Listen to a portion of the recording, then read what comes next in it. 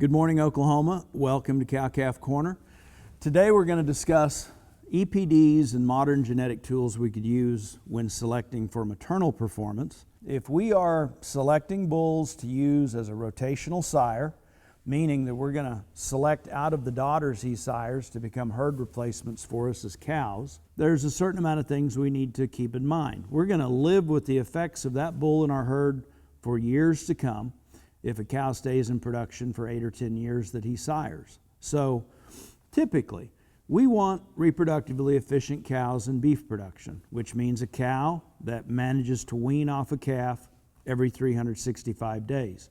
Now, since it takes a cow about 283 days to be pregnant, that leaves her about 82 days after calving, during which time she has to simultaneously nurse a calf while getting ready to rebreed and have a fertile heat so that she can accomplish that within a 12-month interval. As we think about entire cow herds, we know that bigger cows tend to put more growth potential into a set of calves, and we know that higher milking cows tend to put more nutrition or have more nutrition available for the calf that they're raising. And so both those things contribute to higher weaning weights in a calf crop. Each of those also comes with a cost because bigger cows that give more milk are also the harder cows to get rebred whenever forages are limited. So literally, as we talk about selection for a cow herd, it is a balancing act. It is not typically the biggest or smallest cows. It isn't typically the heaviest milking or lowest milking cows.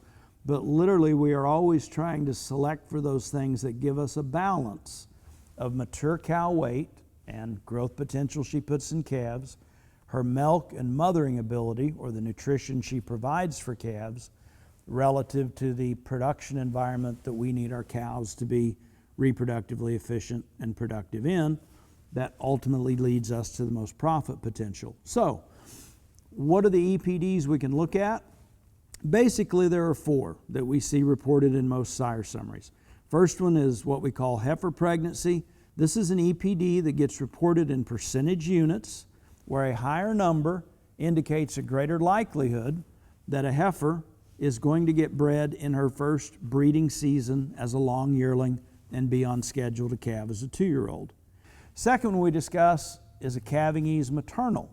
We refer to this one relative to a couple weeks ago that gets reported in percentage units, where a higher number indicates that a bull's daughters are more likely to calve unassisted when having that first calf.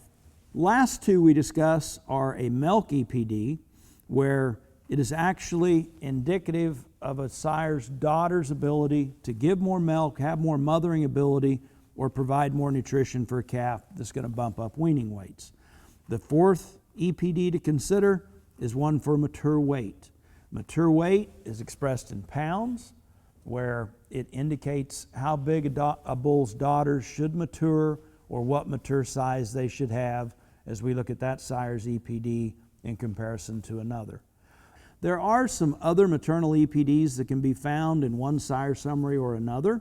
I encourage cattlemen to look at those sire summaries for the breeds of particular interest to them to potentially see those other EPDs and definitions of them. Thanks for joining us this week.